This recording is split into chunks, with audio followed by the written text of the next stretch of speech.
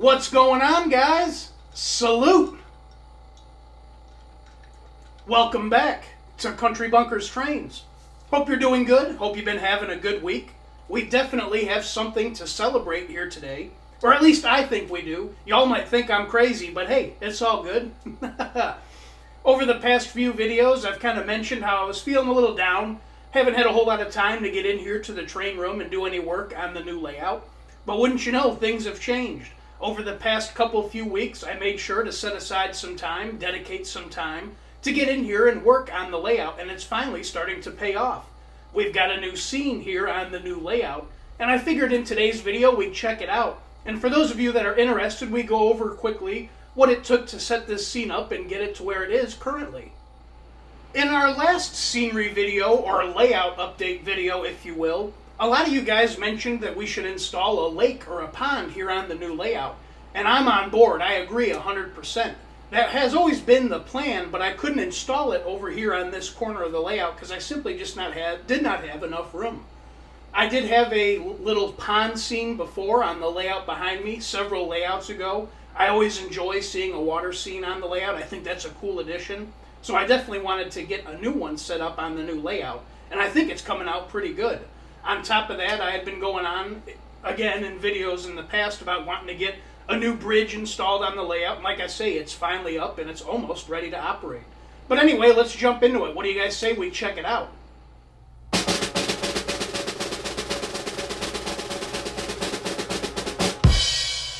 There she is, guys. Check that out.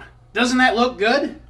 It doesn't look like a whole lot at the moment. Believe me, I know that. But believe you me, as I've said in the past, scenery is not really my forte. This stuff takes me quite a while to get together and to make look somewhat decent and look good, at least in my opinion. This did take probably about 2 weeks of time. Not 2 weeks straight, obviously, just a little bit of spare time that I had. And it is a lot of hurry up and wait time, too. It's a lot of time spent waiting on the various products to dry before applying the next product to then wait another night or another day to dry on top of that. But like I say, I do think it's coming out pretty well, and I think it's paying off. Let me know what you think in the comments below. Finally got that water scene back on the layout, as well as the bridge, and I do think it's coming out pretty well. There's definitely a few things I wish I could have done maybe a little bit differently or possibly had different outcomes, which we'll go over here in a minute. But yeah, I'm pretty happy for the most part. Let's go ahead and jump in and check out what it took to get this scene to where it's at currently. The first item to tackle, which is probably the easiest thing to do throughout this whole project, was the bridge itself. This bridge is built identical to the big red bridge over on the first layout. I used 1/2-inch MDF board as the base of the bridge and used some girder plates from Scenic Express to act as the sides of the bridge. I drilled and countersunk some holes and used some wood screws to attach it to the MDF board. You can glue this stuff, but I much prefer the screws. I always fear adhesives or glue letting loose or coming loose in the future. With the screws, that's not an issue. But once it was built and we had the girder plates installed, I went ahead and shot it in a satin black Rust-Oleum spray paint, and it came out fairly well. I did want to try something new on this bridge. I wanted to try my hand at weathering this bridge. And this was kind of a learning experience, something I do wish would have turned out a little bit differently, but it is what it is. I picked up a cheap set of pastels from the local Walmart and crushed them up and turned them into a nice weathering powder. I started out with a nice brown for some dirt and rust effect and brushed that out all throughout the bridge, especially in all the corners, cracks, and creases and whatnot. And it was starting to look pretty good. Once I got all the brown applied, I came back with a red oxide type color for more of a deeper rust look and went throughout the bridge and sprinkled that throughout everywhere as well. The pictures enhance it much more than what it really looked like in person. In these pictures, it looks extremely rusty or pretty bad, but it wasn't quite to this effect to the human eye and in person. In these pictures, the flash really picked everything up and made everything kind of explode, if you know what I mean. But once I got all the dust installed, I wanted to seal it and keep the dust from falling off of the bridge once it was applied. So I picked up a Rust-Oleum satin clear coat to spray it with, and this is where things kind of turned. The instant that clear coat hit the bridge and all the new weathering powders, quote unquote, the brown immediately disappeared. It's like it washed all the brown away and almost 80% of the red oxide color. I do think this still gives a nice natural somewhat effect, but I do think it could have looked a little bit better with a little more brown, if you know what I mean. But I'm not redoing it, I'm going to live with it. I think it looks good enough. We did deviate from our original plan for the trestles or bridge supports. A while back I had mentioned I picked up this 1/4-inch wood and I was going to hand make some wooden trestles for the new bridge. But really when it came down to it, at the moment I simply just do not have the time. This was going to be a pretty involved process and take quite a while. And damn it, I wanted to get a bridge up. Another reason that I did not go with the wooden trestles this go around is over here in front of the tunnel. Clearance is super, super tight in between the tracks. It was going to be pretty hard to get a wooden trestle built that was going to fit in there and look somewhat good or somewhat proper, if you know what I mean. And I got to thinking about it. I've got a bunch of these MTH piers left over from the couple MTH bridges on both layouts, and I figured, what the hell, let's go ahead and use them. So that's what I did. I did give these piers a pretty heavy black wash to try and give them a used and in-service look. Try and make them look a little less toy-like, if you know what I mean. I do wish I would have painted the very bottoms of the piers with more of a cement color, but hey, it is what it is. For the support in front of the tunnel, this is actually an old MTH graduated trestle set piece. Obviously, I couldn't put a hill in between the tracks over here, so to get this elevated up, I built a little brick walled pier using our good old foam insulation. Not necessarily the best looking thing, but I tried to do the best that I could with what I had available to me. I don't think it looks too bad. With the bridge taken care of, now we can focus on our actual landscape. I didn't get any good pictures, but the base or body of our landscape is constructed out of our good old buddy foam insulation. Got all of that carved and got our elevations needed to meet our new bridge and bridge supports and piers so we could get the top track level. Took a couple layers in a few places. But once we got the foam hot glued down and in place, it was time to go over it with some plaster cloth. This gives us some nice body and obviously covers up the foam. This took a day or two to dry. I wanted to let it dry completely as we're putting a water cavity in here and going to be pouring our Woodland Scenics products to make our water. I wanted to seal everything. So I went over all of the plaster cloth with some joint compound, which I've used in the past. Gave a pretty healthy coat in the water area where the lake is going to be, and this seemed to seal everything up. It took a couple days for our joint compound to dry, but once it did, I went ahead and got started painting, laid down a nice earth-colored tone brown on top of the white. This is to hide all of the white in case any of our ground cover in the future moves. You're not going to see pure white. You got a nice brown muddy look underneath it. I also went ahead and painted the bottom of our lake bed. I used this Woodland Scenics deep blue. I really like the way this turned out, and I wish you could see this more in the finished result, but we'll get to that here in a minute. This is another nice thick paint. Again, I'm just trying to seal this water cavity, that way we don't have any leaks when we pour our Woodland Scenics waters in place. But yeah, it looked pretty good. The last step was adding the gray paint to our rock wall or rock edge that they had to cut through for the tracks. Looking pretty good. Once the paint had dried, we could start adding our actual ground cover, just as on the previous scene here on the layout. For the dirt, I'm using this Woodland Scenics brown fine ballast. I really like the effect that this gives off. It really looks like dirt. For installing it on the scene, I first brush on school glue, clear school glue to where I want to add it, sift it or sprinkle it on, and then to secure it in place, I go over it with an alcohol to break the surface tension and use Scenic cement to glue it from the top. Comes out looking really good, I think. Does take a while to dry, but it is what it is. While the back side was drying, moved to in between the tracks, the front side, got our hillside built and painted and our rock wall installed, and it came out quite well. Once this had all dried, I went ahead and got our dirt installed on the front side, and also started adding ballast in places where I could, and this is the finished result. I do really like these rocky areas in this scene. I think these came out pretty good. This is just that foam once again that I took a knife to and carved up and scored to make look like rocks. Makes it look like they really had to carve through the hillside to get the tracks laid. I like it quite a bit. I do wish I could have continued and carried it on a little bit further up, but I was a little fearful right here. You can see the tracks start to get close together, and we have those big articulated engines that are going to be running on this track. I didn't want them swinging out and hitting the rocky hillside. So we just went back to a pretty basic and standard hill. But we're definitely going to be going back to this and continuing it on a little bit further up. Our dirt took a couple days to dry and fully cure, but once it did, we could finally start adding some greenery. This was a whole jubilee of different materials to get the effect that we ended up with. All kinds of different static grasses and different flocking materials. I tried to mimic in some spots, especially in between the tracks, such as on the first layout, having a whole bunch of different layers of different greenery and colors, yellows and oranges, to make it look like flowers and whatnot. I think it turned out quite well. I also went ahead and added some JTT cattails to the outer edges or perimeter of our lake for some greenery in the lake.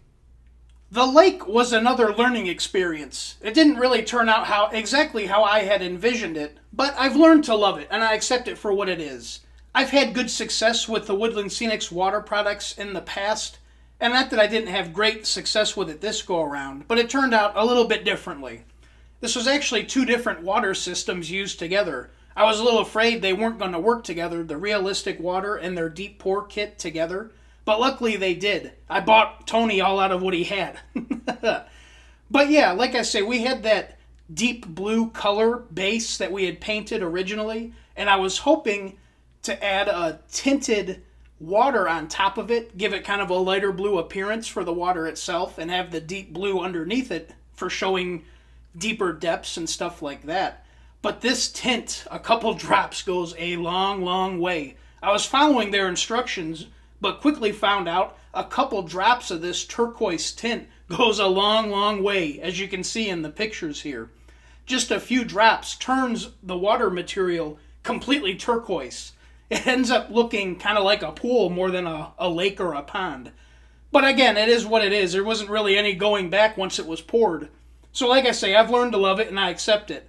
And with all the greenery and everything added, it doesn't look quite as bad as it did when originally pouring it. There is quite a bit of water material in this little lake, due to its size and its depth. There's 2 full bottles of realistic water, as well as 1 full kit of their deep pour water system. But again, that's due to its size and the depth. Woodland Scenics does state you shouldn't pour any more than an 1/8 inch at a time, and no greater than 1/2 inch, I believe it is. This lake took almost a week by itself to fully install. I started out, like I say, with the realistic water, poured the first batch, and I had to wait a day and a half for that to fully cure and dry. Then I poured another bottle of the realistic water on top of that. And again, that probably took another 2-3 days for everything to fully dry together. And then on top of everything, I put the deep pour water kit on top of that, and that took another 2 days to dry.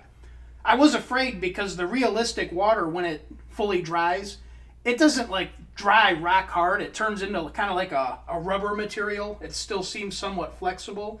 Whereas the deep pour kit on top is more like an acrylic and dries hard.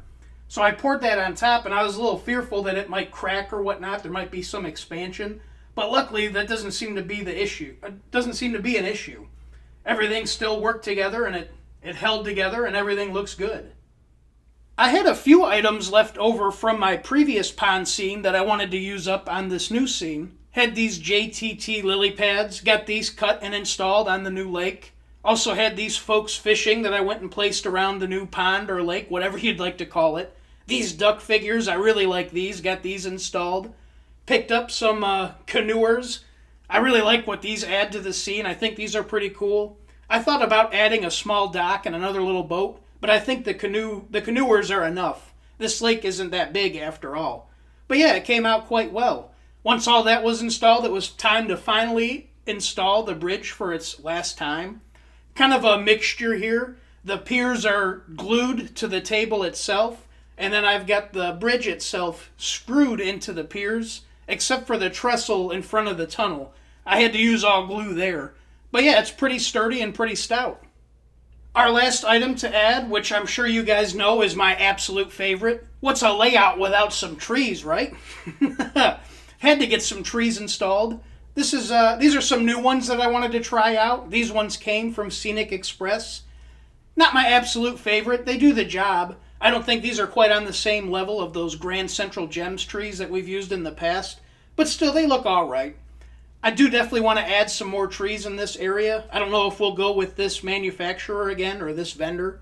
These trees were awfully expensive. The 4 of these were like $115 total with shipping. One thing I was hoping to add to this scene, but I couldn't go about a practical way of doing it, was adding some lighting or illumination somewhere around here. I just didn't see a proper spot where it would look okay. Maybe I could add it to the bridge, or maybe the piers or something, but I didn't think it would look very practical or look all that good. Our one saving grace is I do plan on installing our Menards billboard right here. These Menards structures throw off a ton of light, so I'm thinking that'll help in illuminating this scene for the night shots and whatnot. I don't know, let me know what you guys think in the comments below. You see anywhere we could possibly add some lighting? I was pondering maybe trying to install like a fishing shanty or a fishing shack or maybe even a fishing store over here, but there really just isn't enough space. From here over, I gotta keep room because we're gonna have a rail yard over here. So yeah, I don't know. Let me know in the comments below what you guys think. But yeah, guys, that's our new bridge scene. Let me know what you think in the comments below. Again, I'm quite happy with how it's turned out. Just as everything here on the O-Gauge layout, nothing is ever finished or fully complete. There's still quite a bit of stuff I'd like to do in this scene. As I mentioned earlier, adding more trees, some more greenery, weeds and plants and bushes, even adding some wildlife.